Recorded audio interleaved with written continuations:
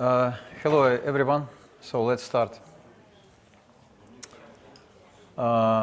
Just to start, I'd like to share my case. Probably, I'd like to explain why I invited to moderate this panel.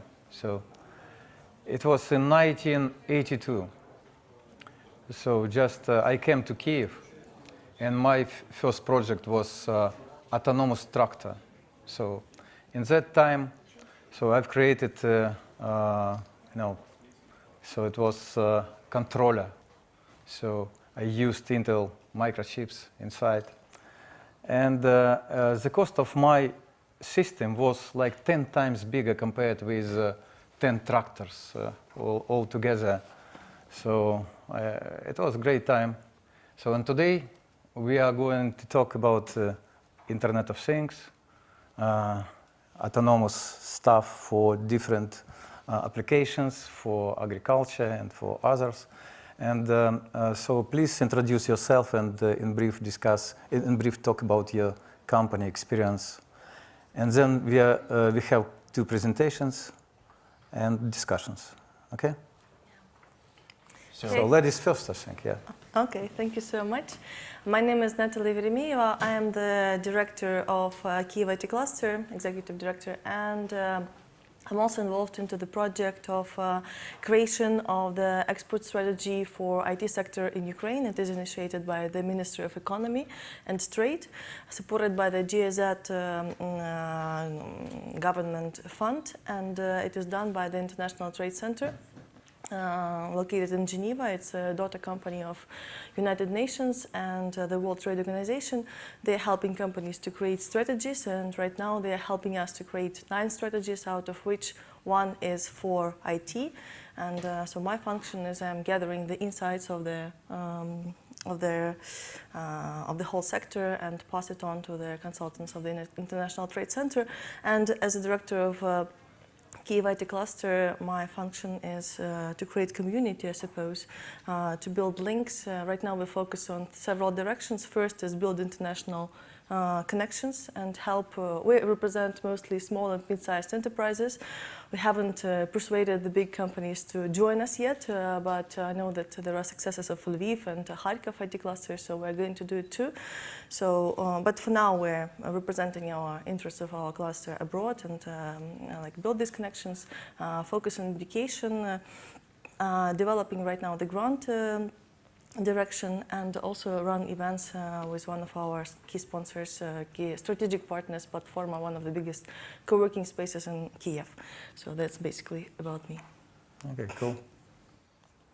Okay, so my name is Klaus Sonnenleiter, and I'm the CEO of Luftronix, where we make precision-guided autonomous drones for the purpose of precision scanning commercial aircraft.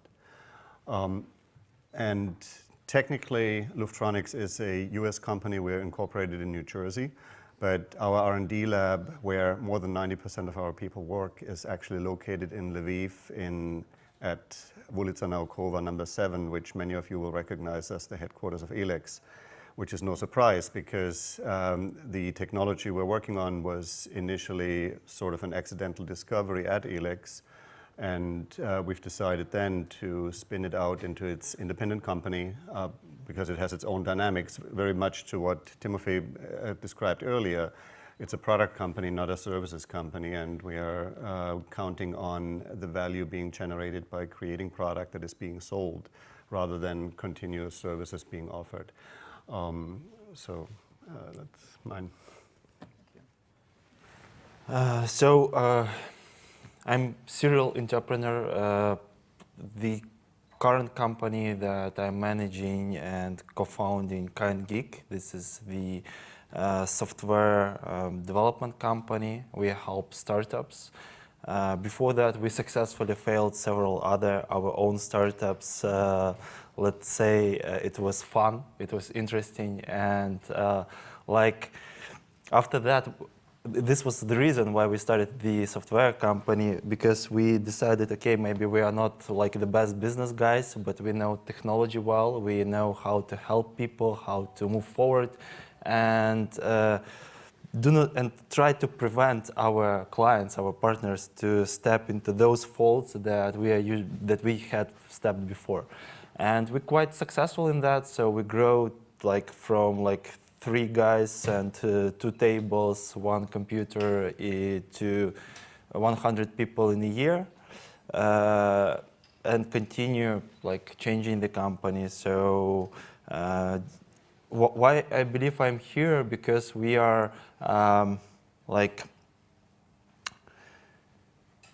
we like to create things. This is our passion, and we during our lifetime created several IoT projects in different fields, and we can share some experience, share good and bad, say what was successful for us, for our clients, what not. So we'll be happy to talk about AI, about IoT, about also blockchain. So everything is mixed. Your focus, Ukrainian market or worldwide? What is your ambition?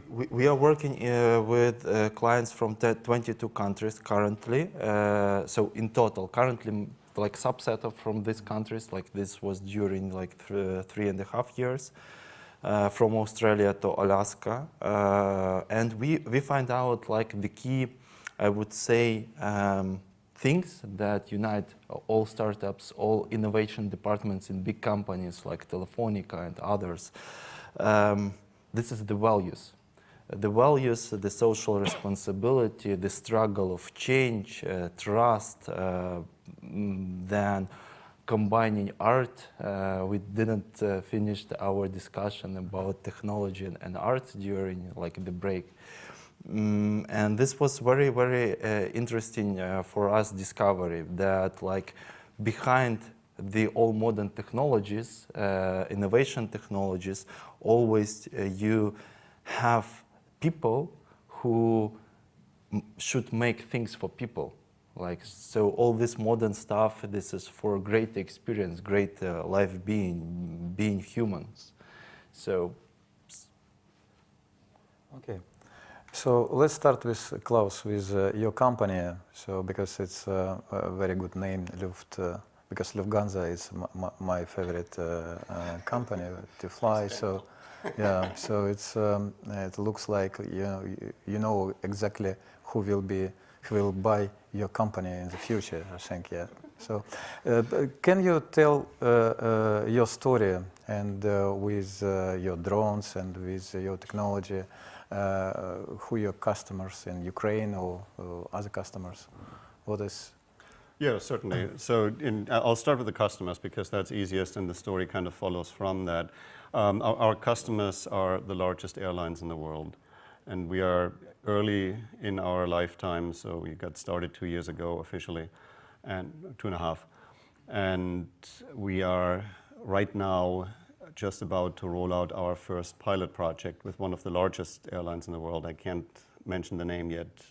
They don't let us yet, and hopefully next year we are allowed to. And we're working this in partnership with one of the largest technology providers for the airlines.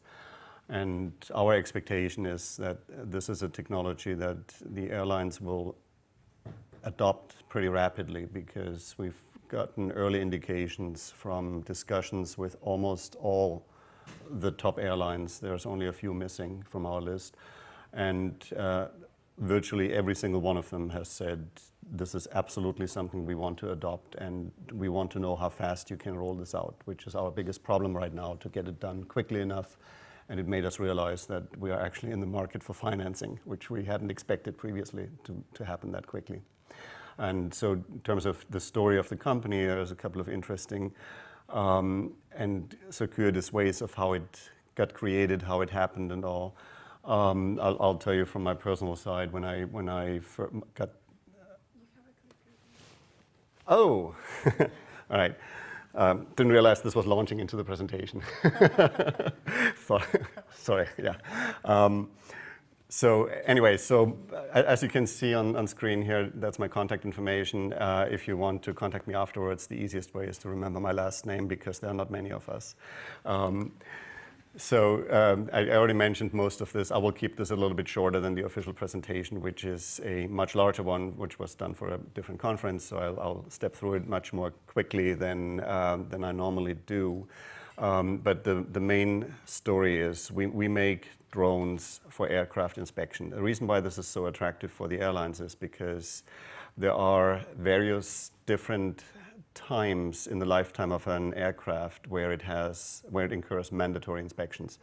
And it is usually event-driven. It means it got hit by lightning, it struck a bird, or some other incident that got recorded. In that case, all the regulatory agencies worldwide mandate that the aircraft needs to be grounded until it has been confirmed that it is still airworthy. Which in almost all cases it is, which is very comforting for those of us who fly. It's very unlikely that an aircraft takes as much damage that it has to be repaired. However, the process of getting it confirmed that it doesn't need repairs is very cumbersome and can take a very long time. And our offering in that respect is that we can speed it up by flying a drone around the aircraft, collecting the data that supports the decision making, and presenting it much faster than you could by climbing over the aircraft and recording the data manually, which is the current de facto standard. The way this works is surprisingly difficult because once you start thinking about it, aircraft inspections happen in hangars. That means we don't have GPS, and even if we did have GPS, it wouldn't help us much because GPS accuracy is far from good enough for the problem at hand here. We need millimeter precision in positioning and in location recording in order to be successful at this, because we need to map the data that we record to the precise part where the damage occurred. And that is only possible if you have millimeter precision in location annotation. The way we get this done is by monitoring our own position from within the drone. We're mounting cameras on the drone that are pointed to the environment, not necessarily at the aircraft. There's always one pointed at the aircraft, of course, but there are additional cameras on the drone that are pointed to the floor or to the ceiling, and they're looking for patterns on the floor. If you look here, you see plenty of patterns. If you look at the ceiling, same thing, you see many patterns. And we don't try to interpret those patterns, we just watch where they're moving to. And if they're moving 5 meters to the left, we deduce that we've moved 5 meters to the right, because it's unlikely for the ceiling to shift in most cases, and equally unlikely for the floor to shift. So we can safely assume the drone must have moved by the inverse amount of distance from what we're seeing on the ground or on the ceiling. Now, it sounds very simple, but the reality is a little bit more complex because we're in 3D space. We need to take distance into account and all that, which we all do. Which we do on the drone with a technology called monocular SLAM, which is looking through a single lens and getting stereo vision over time. Sounds complicated. I can explain in more detail when I have more time. So the setup we are installing at airlines contains our control station, which you see on the lower left, a number of drones. It doesn't have to be one. For small aircraft, one is usually enough. For a large aircraft like an A380 or a 777, we typically recommend using 4 to 6 drones in order to get the scan done quickly enough. And we deploy a private wireless network which is locked down so that nobody can hijack it, because one of the really scary attacks that one could imagine with this kind of system is somebody hijacking the drone and crashing it into the aircraft, which is what we're trying to avoid here. And so when we started thinking about this whole thing, we had a technology that allowed us GPS-free navigation, and we noticed that it happened to be very precise, which was for us mostly a side effect. So we started thinking about who might need this, and the answers that we came up with was, well, GPS-free naturally happens indoors. Who flies indoors? We kind of didn't know. We had to research that. And then the second answer was, well, there must be somebody who has really expensive stuff parked inside that they need to monitor. And we started talking to airlines and realized, yeah, they do, and they have a high urgency in assessing the status of these of this expensive equipment and getting it up in the air again, because delays for the airlines are deadly. That's what they hate the most. And so our real answer then was, we are really not a drone company. We are an airline services company who creates product for the airlines to improve their efficiency. So the reason why this is so important for the airlines is because the inspection pain is actually enormous. I'll just summarize this real quick. You can read through the details or contact me afterwards. I'll send you the slides and including more data. But every unscheduled inspection costs the airline typically $100,000 per piece. That's on average. And unscheduled inspections happen much more frequently than the airlines would like. Lightning strikes alone cause between 3 and 5 inspections per aircraft per year. So this means in total we're looking at a $7.5 to $10 billion problem for the airline industry. That's the size of the pain. And it's the size of the pain for a high volume, low margin business, which makes it double painful. And reducing that is therefore worth a lot of money for the airlines. So the way we get this done is we are, for those of you who are interested in the technology, we're working with NVIDIA boards and Raspberry boards in combination. They all serve different purposes on the drone.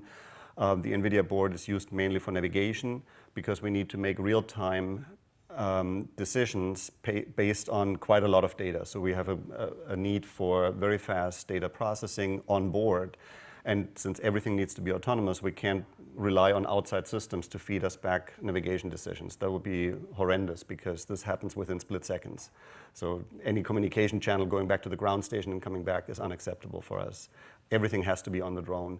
And then in addition, we have boards that collect the data, basically pipe it straight from the camera to a hard drive, and telemetry boards that basically outsource the task of collecting status data for all the instruments.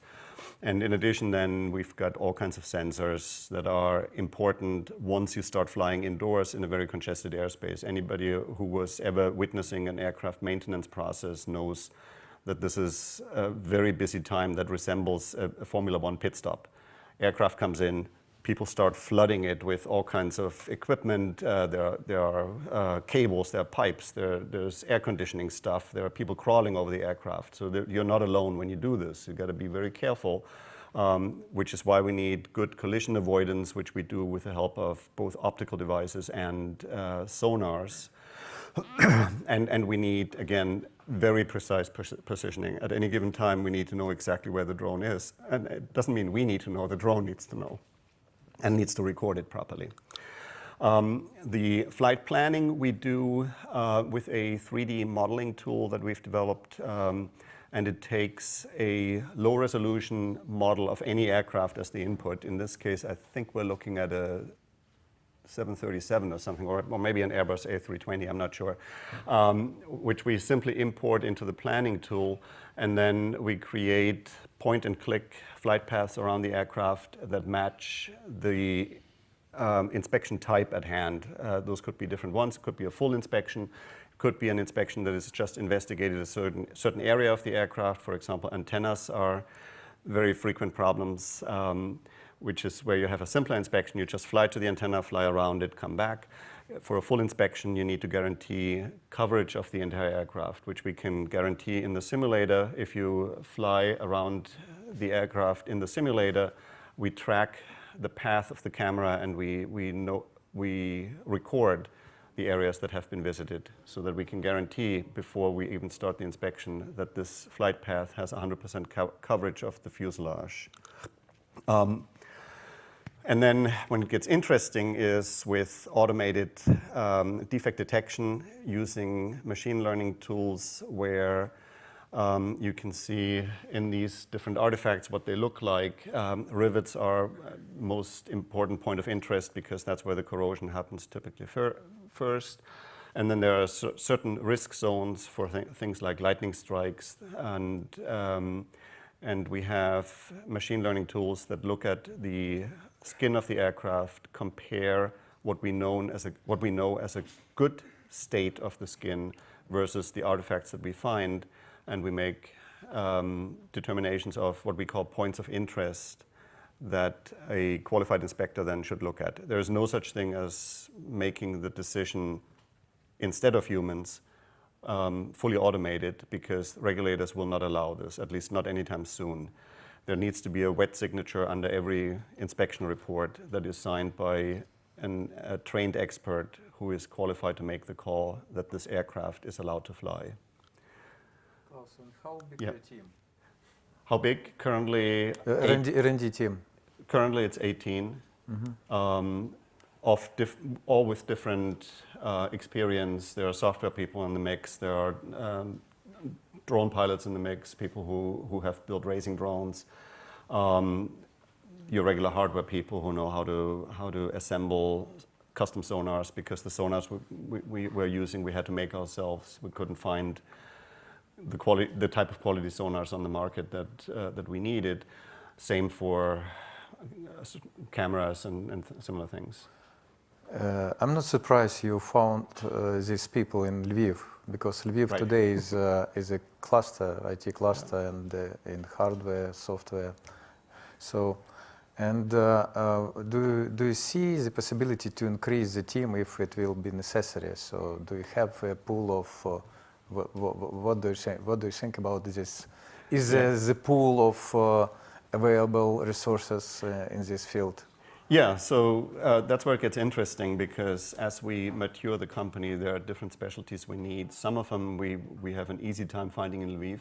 All the things that we are doing in this field is, in terms of R&D, is easily found in Lviv. And thanks to us being a spin-out from Elex, we actually have a very deep bench at Elex of people that we know are sort of our fallback people in case we run into resource limitations. And then there is a completely different field where we need to expand, which contains the NDT experts and the people who have a certification as an aircraft inspector. Currently, we have nobody from that field on board, and we are actually looking for some people from that area. And those are the kinds of people we find in aviation clusters, where aviation universities are, like in Kyiv, for example, or at Emory-Riddle, or in Stockton, New Jersey. Those are the locations where those people are trained. Rensselaer Polytechnic is another one.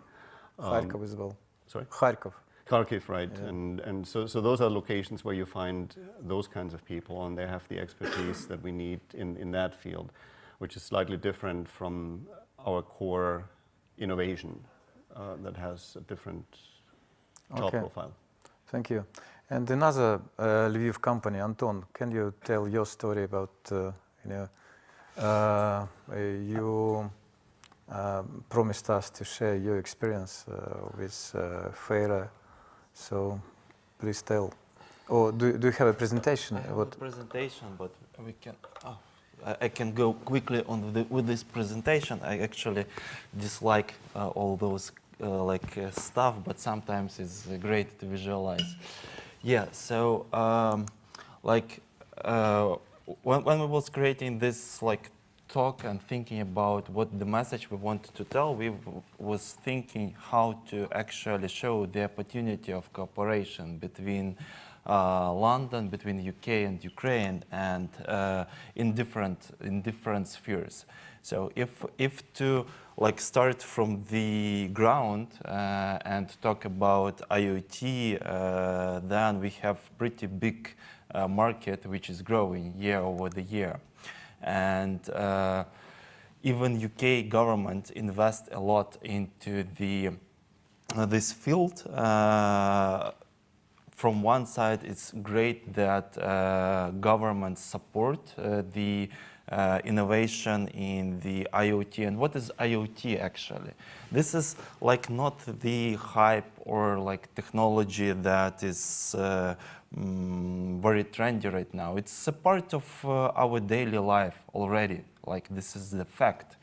And the fact is also that this is not a technology for technology, it's technology to make our life better.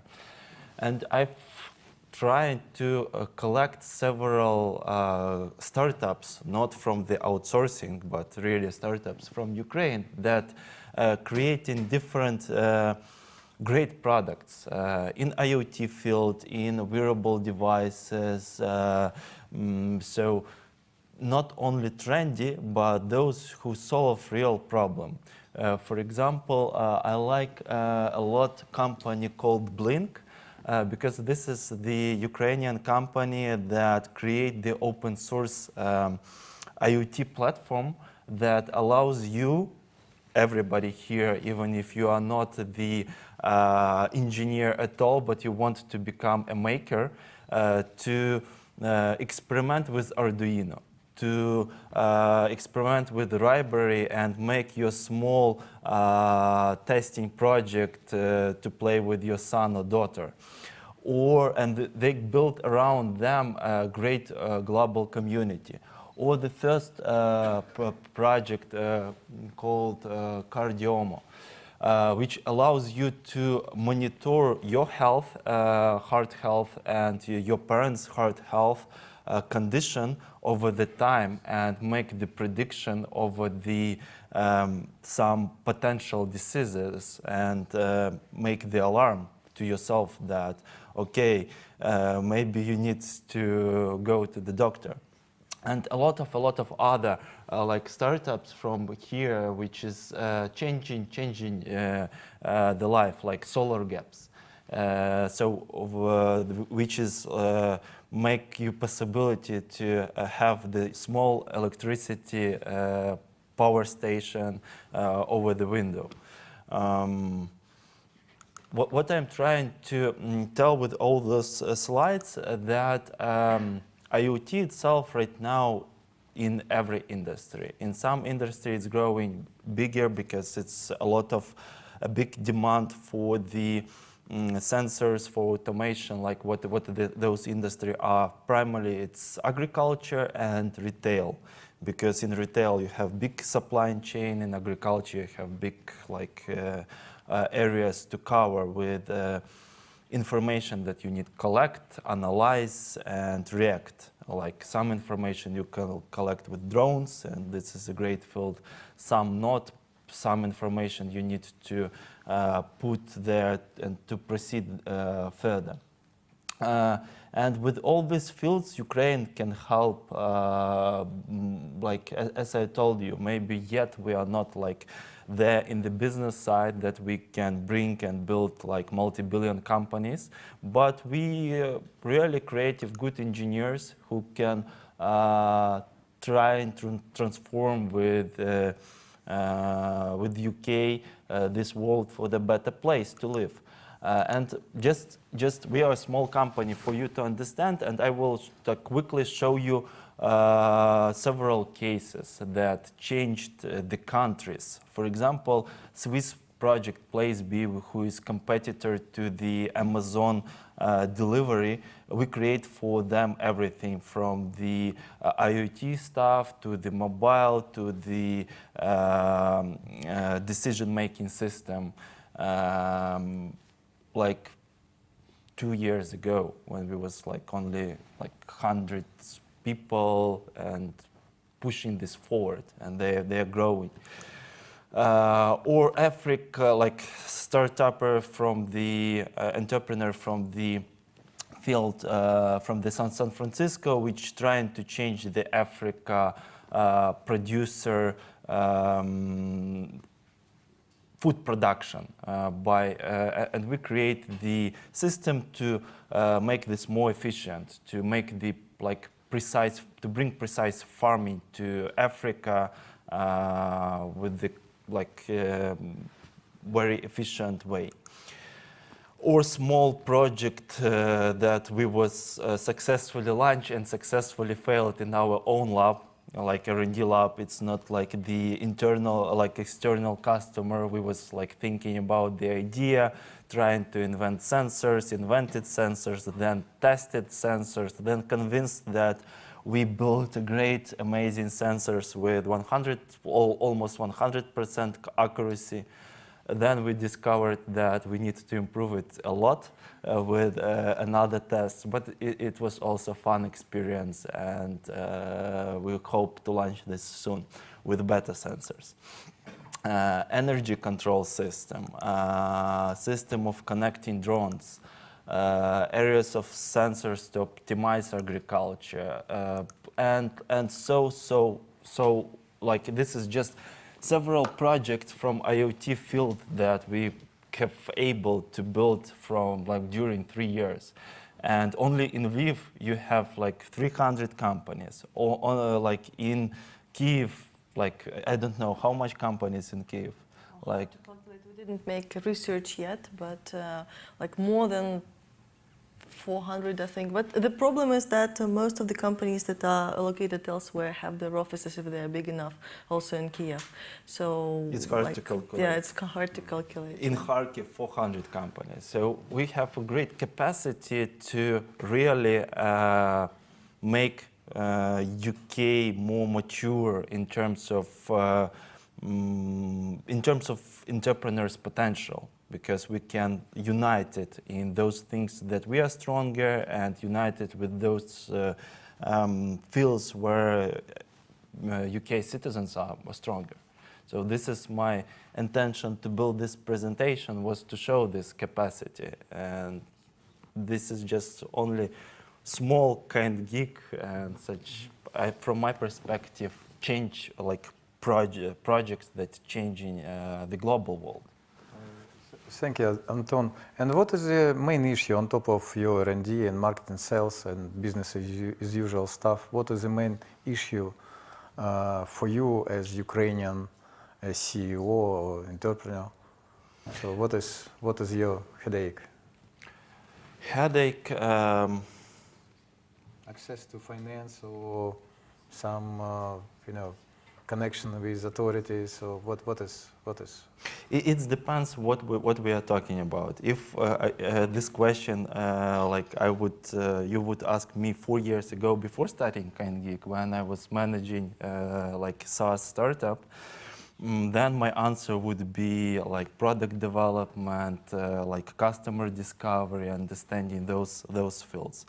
Right now, I think the main issue and why we are here, it's the information about Ukraine. So people do not know a lot about us, about Lviv. It's like becoming on the map because of some problem that Ukraine have right now with some other countries. But it's actually not good things that people discover about Ukraine over such like stupid things. Yeah, and as a part of even our social responsibility, I told you on our break that we have like 4 values, like trust, transparency, social responsibility, and combining art and science. We created, to solve this problem, the social project where we're filming the information about Lviv with the goal to create a big media resource about whole Ukraine, like just information video. And this is another reason why we are here, to spread information about us and find friends, partners. It's hard to call our like clients who paying us money only like a clients, because we are with them in the same boat. And like I not only know, I believe that every company that is here, like SoftServe, Enix, Perfectual, are like doing the same. Thanks, Anton. And probably, Nataly, it's your time to talk about IT cluster, because it's, I guess, IT cluster is doing a lot to promote Ukraine and Ukrainian companies. And first of all, in Ukraine, I think. Yes, we do what we can to promote, first of all, the idea of cooperation and trust, and that's something that is needed inside the society for people to start to understand what are the long-term benefits of joining efforts and doing something big together.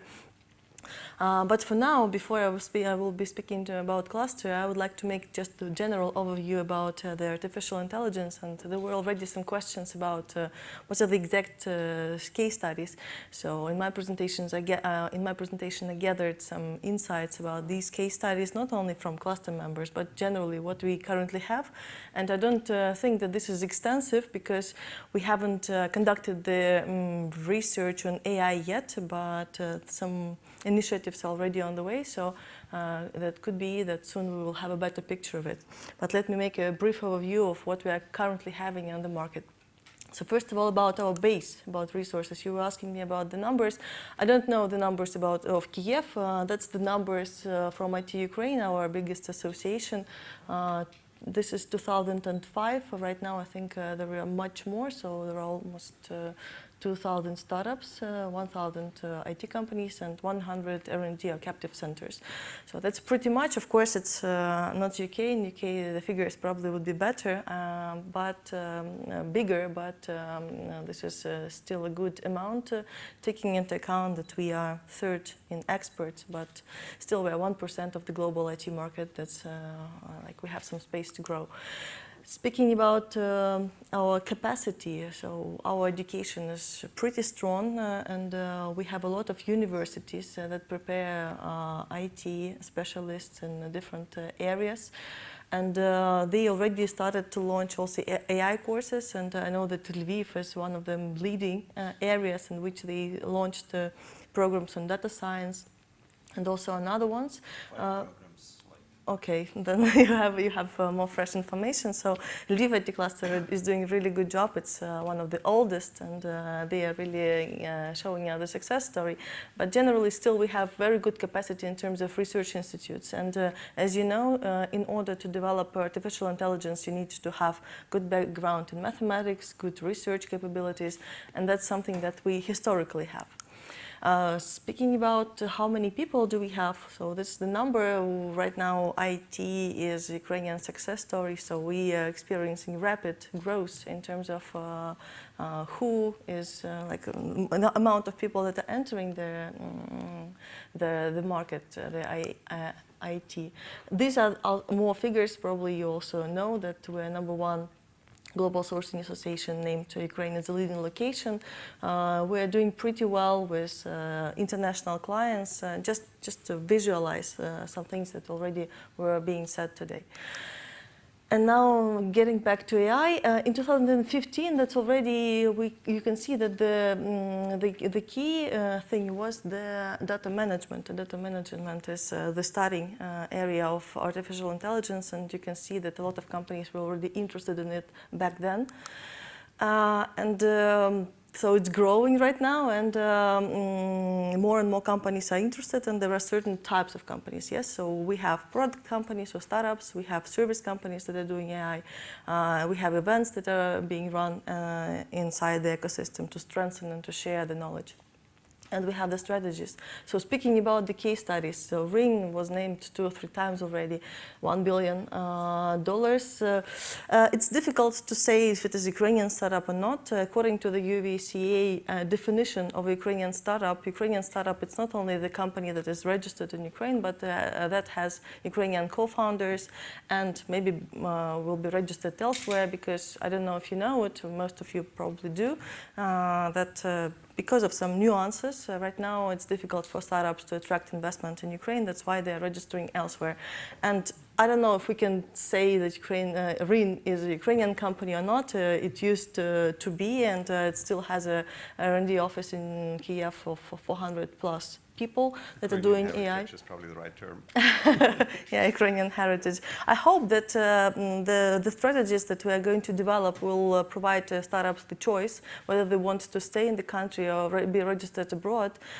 We can't force, and we can just provide a good alternative in order to see if we can create the ecosystem and will not have to push companies, be it startups or service companies or whatever other companies abroad from the country. So Ring is doing, like, I don't know if you know what they're doing, they are recognize the face and they analyze who is coming to your door and send this information back to the owner of the house, and that can prevent fraud. And why Amazon bought it, because it's they are delivering their packages to the door, and that's why it's also very vital for them to track and to provide extra security. Grammarly was already named today too. That's the recognition of text. It's very smart. It provides insights about grammar, about how to spell the words right, how to, like the additional services, like helping you to, also with the stylistics of the text. They also, and they're attracting really good investments. So the general perception is that Ukrainian startups are underfinanced, and that's true. On the first seed and pre-seed stages, the situation can be improved.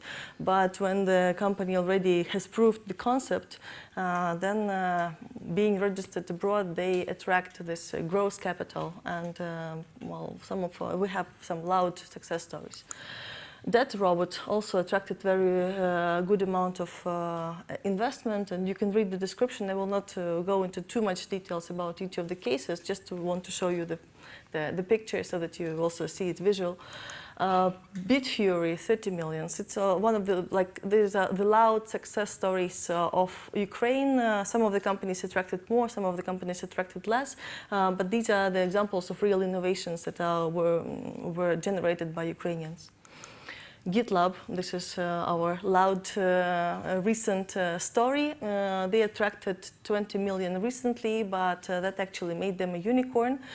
We again can argue if it is Ukrainian or not. One of the co-founders is Ukrainian.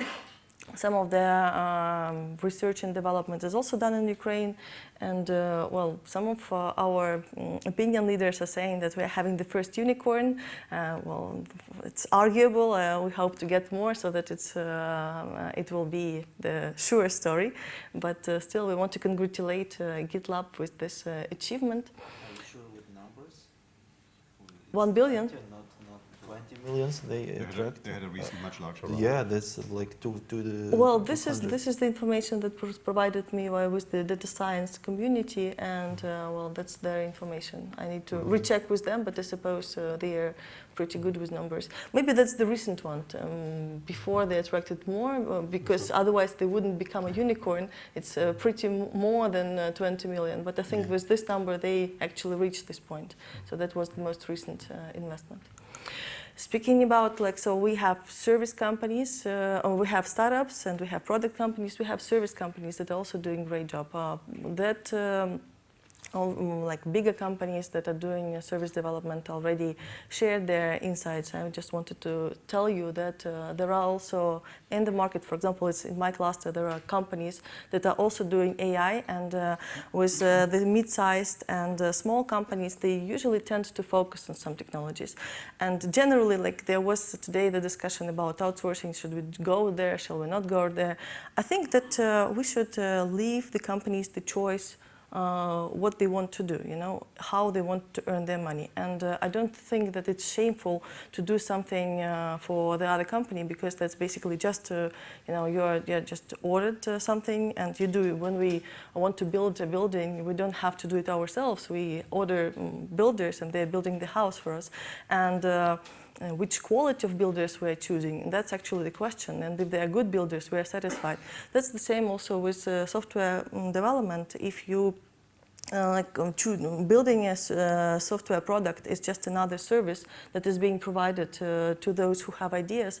So I don't think that that's something that we should fight with. Rather, we just need to grow everything that we have inside the ecosystem, be it service companies, be it product companies, be it startups. So we just need to appreciate and honor everything that we have inside the ecosystem.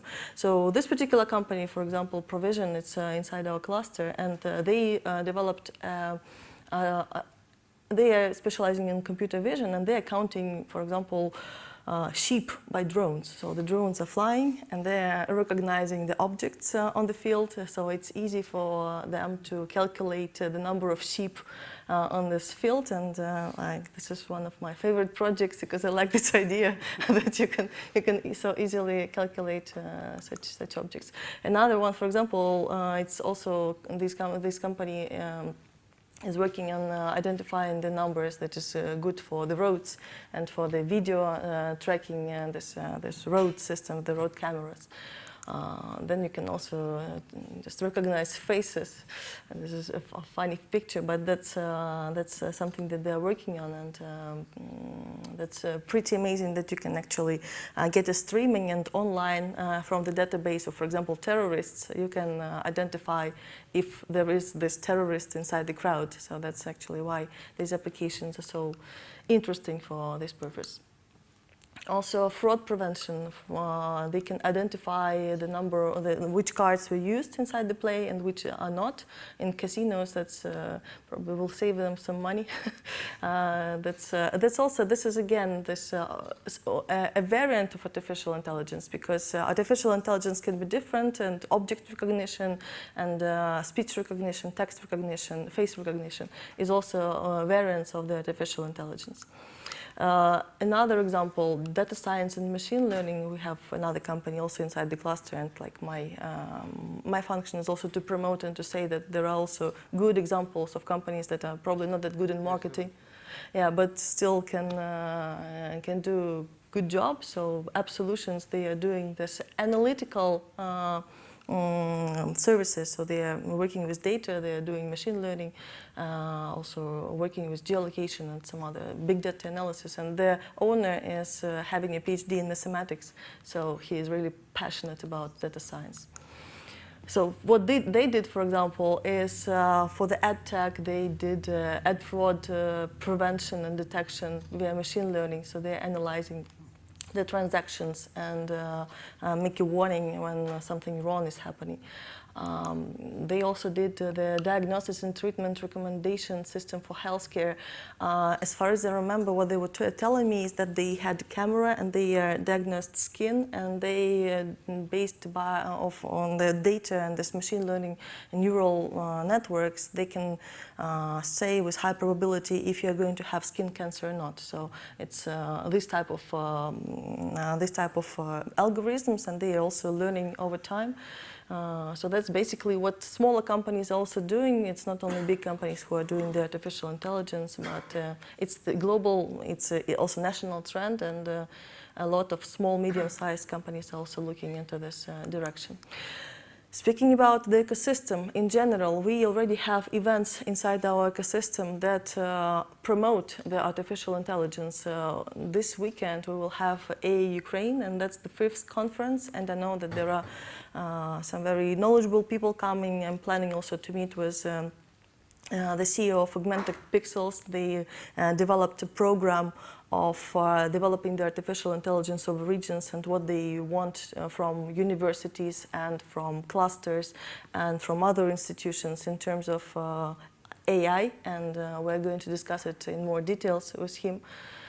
We have another conference, Data Science UA conference, that's going to be in November the 24th, so that's still some time. And if you are interested to find out more about, I don't know if you can make it this weekend, but for the 24th of November, if you are really interested in finding out more capabilities of what Ukraine has to offer in terms of AI, both in terms of maybe some bright startups or in terms of service companies with whom you want to and can cooperate, just attracting talent from there. You can come and have a better understanding and better feel of this crowd. And well, also the initiatives. I know that yesterday one of also the CEO of DevRain, Alexander Krakovetsky, was making a talk inside one of our Ukrainian hubs about AI strategies of different countries. UK already has one. Canada was the first to issue the separate strategy for artificial intelligence, and there are a lot of countries that already did that. Because artificial intelligence is the next challenge, is not just just simple, like small technology that is going to add to our lives, but that's something that's going to change the way how we operate, and that's why a lot of countries, and including European Union, including I don't know, USA doesn't have it like yet, but other countries are really getting ready. We also need to do this. I know that in our strategy of digitalization in Ukraine, we already have something about AI, and we're currently working on this project, Expert Strategy for Information Communication Technologies sector, together with the International Trade Center and the Ministry of Economic and Trade, with the support of GIZ. And we invite also players from AI to include their agenda inside this strategy, so that we have it well thought of and prepared for the challenges, and also see the role which we want to play in terms of AI on the market, on the global market, because different countries are choosing their different aspects. Some of them are thinking about ethical aspects of artificial intelligence. Some of them are thinking about social aspects of artificial intelligence. India, for example, as just remembered from this presentation, are thinking about how to make a social impact and just then share these technologies to the developing countries of the region. China wants to be the leader in artificial intelligence in their way, and everybody already has these aspects. So we need to identify where are we standing there, and what is going to be our function. And since we're sitting here in the UK office of Bank for Reconstruction and Development, and I hope that we also have some passionate people that want to develop artificial intelligence in UK, so maybe we can also discuss ways how, like, what would be our role and how we can fit into the strategies of other countries, so that we have it in a nice way of puzzle-like, so the country are not competing with each other, but rather adding to each other and creating synergies. Challenges. Well, challenges, we need to catch up with our education and launch more artificial intelligence courses and others. We need to get more mature AI ecosystem. We need to have the strategy that is already adopted on AI, and we need to have budget for these nice, beautiful programs that we want to develop. So that's basically an overview on artificial intelligence, and that's Cossacks and computers. Yeah, so that's it. So we have 5 minutes for questions. Yeah. Any question? Okay. Yeah.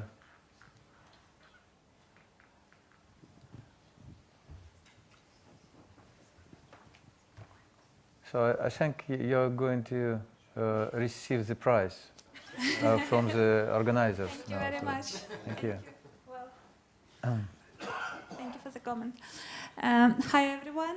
Enjoyed much presentation. Question about Ukraine, about whether the company should be perceived Ukrainian, you know, given who are co-founders, where a company is incorporated, etc., etc. My follow-up thinking, suggestion, and question all mixed together. Why don't actually do some sort of data research and include every startup started globally, anywhere, where there is Ukrainian component?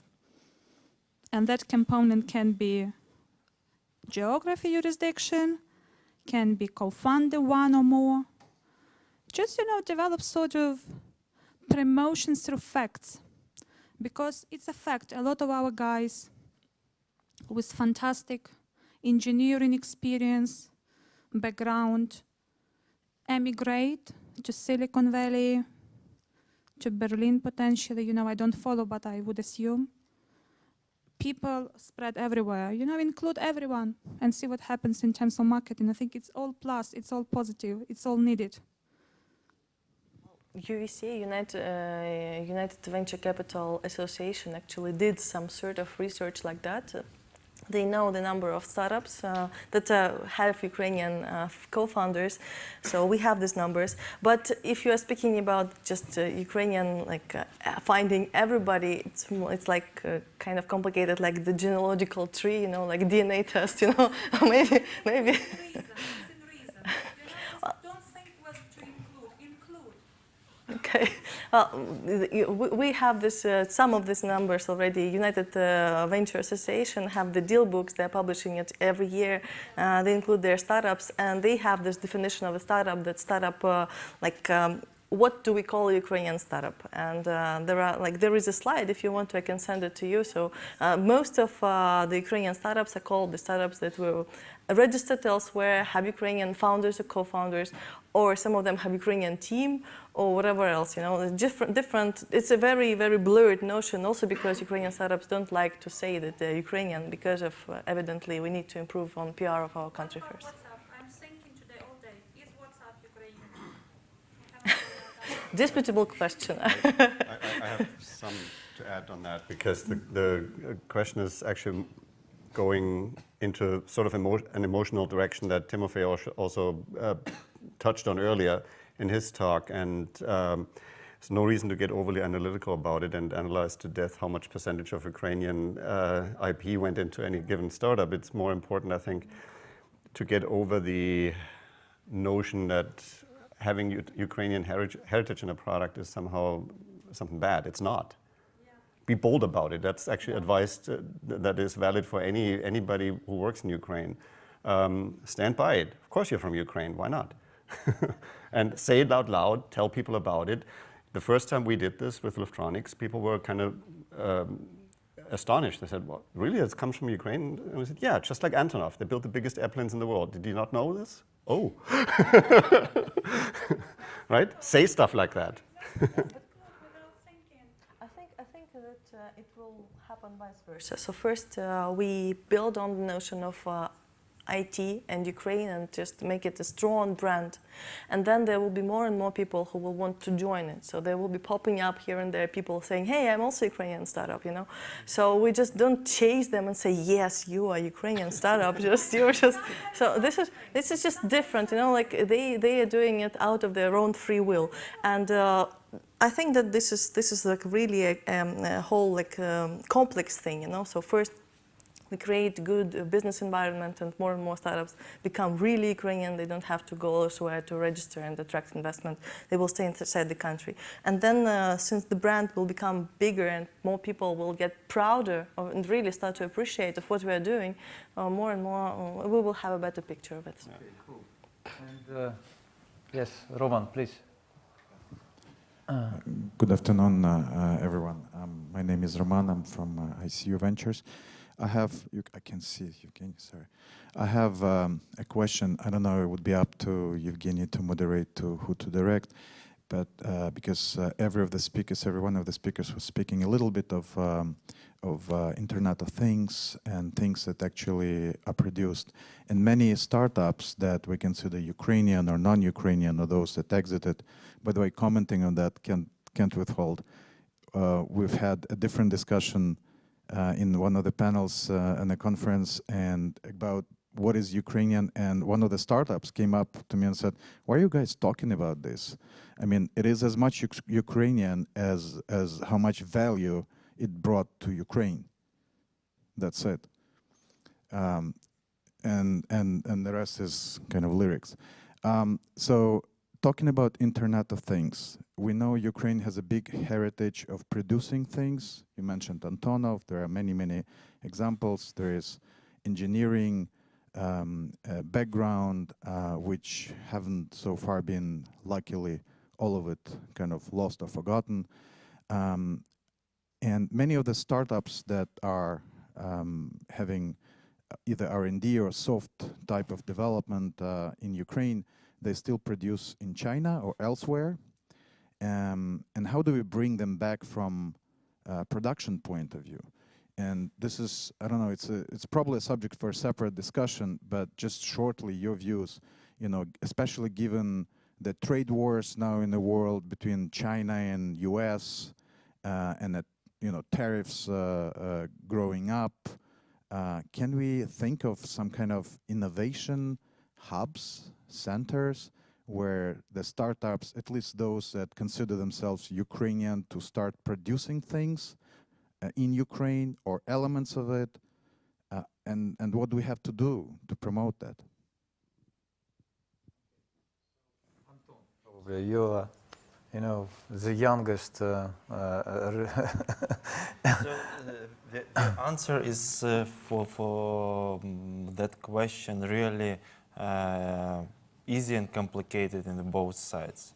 Every European startup whom we are talking and for whom we are creating the like products, IT products or wearable products, asking whether we can produce this in Ukraine or they have to go to China, or whether we have capacity to produce it in European Union, because this then will brings more marketing value for them.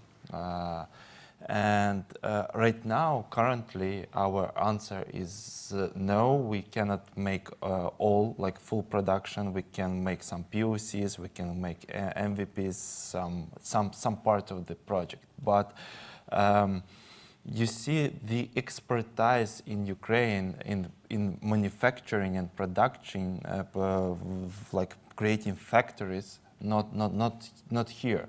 So to make this, we need to have the strong company, let's say with the balls, who will decide that I will spend like hundreds of millions of US dollars or pounds and we'll create this. We'll hire guys from China who already have this know-how, so this experience, and will build this manufacturer in Ukraine. So for this purpose, Ukraine needs some pioneers, some guys who will decide that okay, I will become these pioneers. Right now, I do not see a lot of those guys. Maybe only one mentioned.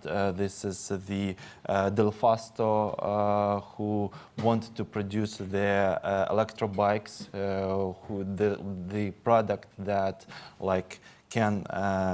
They won, how it calls, the competition, let's say, in electro bikes, and they want to build a factory that will produce their electro bikes in Ukraine.